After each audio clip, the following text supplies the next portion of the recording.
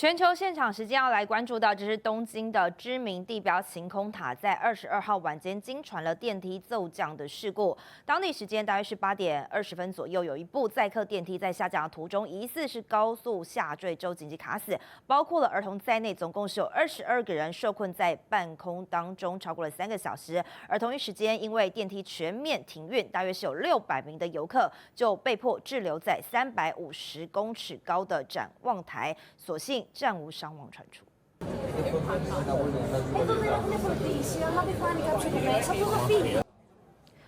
后来，晴空塔的官方说明指出说，连接4楼还有这个展望台的4部电梯当中，是有2部出现了异常，其中1部的载客受困，1部是空梯。而营运单位在确认其余电梯是安全之后，已经分批疏散游客了。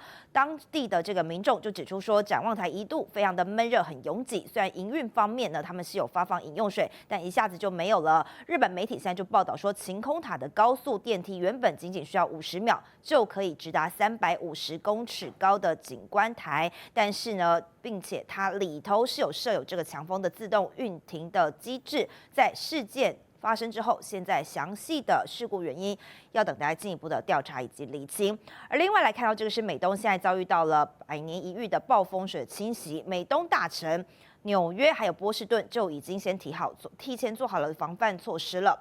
那另外呢，这个是纽约的市长曼达尼就宣布，全市的公立学校在当地时间23号要紧急的关闭，并且线上的远距教学也将暂停。These are blizzard conditions. New York City has not faced a storm of this scale in the last decade. Due to these factors, we are declaring a state of emergency and instituting a travel ban starting at 9 p.m. this evening and ending at 12 p.m. tomorrow. The state of emergency closes the streets, highways, and bridges of New York City for all traffic, cars, trucks, scooters, and e-bikes, with some specific exemptions for essential and emergency movement.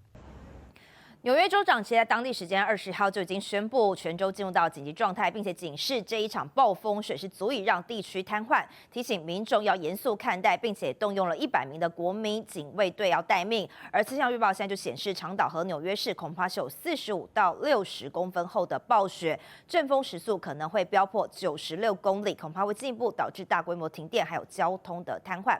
美国总统川普位在佛州的棕榈滩住处海湖庄园，在20号凌晨惊传有人闯入，当时一名持枪的男子在北侧大门附近遭到特勤局还有地方警力当场开枪击毙，而当时呢，这川普人是在华府，没有造成执法人员的伤亡。At 1:30 this morning, the security detail detected that an individual had made his way into the inner perimeter of Mar-a-Lago. A deputy and 2 Secret Service agents on the detail went to that area to investigate. They confronted a white male that was carrying a gas can and a shotgun. He was ordered to drop those 2 pieces of equipment that he had with him, at which time he put down the gas can, raised the shotgun to a shooting position. At that point in time, the deputy and the 2 Secret Service agents fired their weapons and neutralized the threat. He is deceased at the scene. 根据了解，这名遭到击毙的男子是21岁，他是来自北卡的马丁。他的家人其前一天有通报他失踪，疑似趁着宾客驾车离开，潜入到海湖庄园里头。那么现在联邦调查局已经着手调查，要厘清他的犯案动机还有枪支来源，包括是不是曾经在南下途中购买武器来作案。好，现在川普的对等关税遭到美国的最高法院裁定是违法，川普气炸了，就宣布新的关税要加码，上限是15%，为期150天，立刻就要生效。而川普援引的贸易法122条，全美是15千例的，而且就算过期的话，川普也能够是以收支失衡为由，再宣布紧急状态，重新计时，无限轮回，堪称是最猛的手段。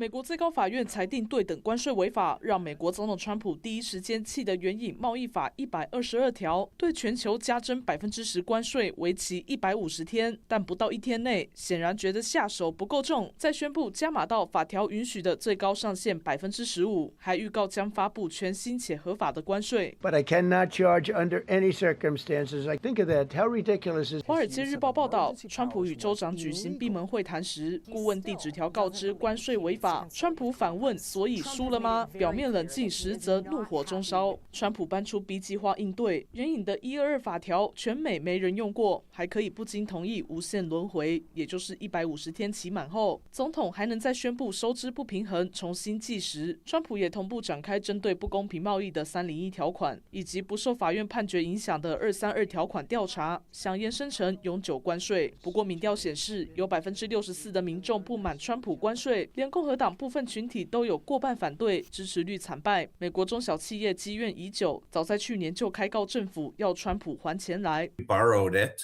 from the bank and we'd like the money back. 另外，川普将在3月底出访大陆，预计讨论贸易休战延长。专家分析，此季关税踢铁板，让大陆认为美国已居弱势，谈判更有信心。大陆也可能不再买美国大豆。川普这次会见习近平，稀土和芬太尼预计将成焦点。也有分析指出，川普早已在谈判转为防守，而大陆以稀土等关键矿产作为筹码，会更挫败美国。记者王勋报道。大家好，我是主播周玉琴。很多的朋友告诉我们，选择原版的太阳星全效克菲尔益生菌，它添加有羽衣甘蓝，健康再加分。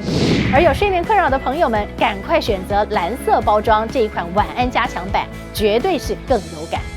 每日克菲尔，时刻美好 ，Good Feel Good， 请上快点购为健康下单，而且要记得输入推荐代码，有额外的折扣优惠。太阳星全效克菲尔益生菌基础版、晚安加强版，新包装改版，内容不变，抽取更方便。要吃就吃最好的。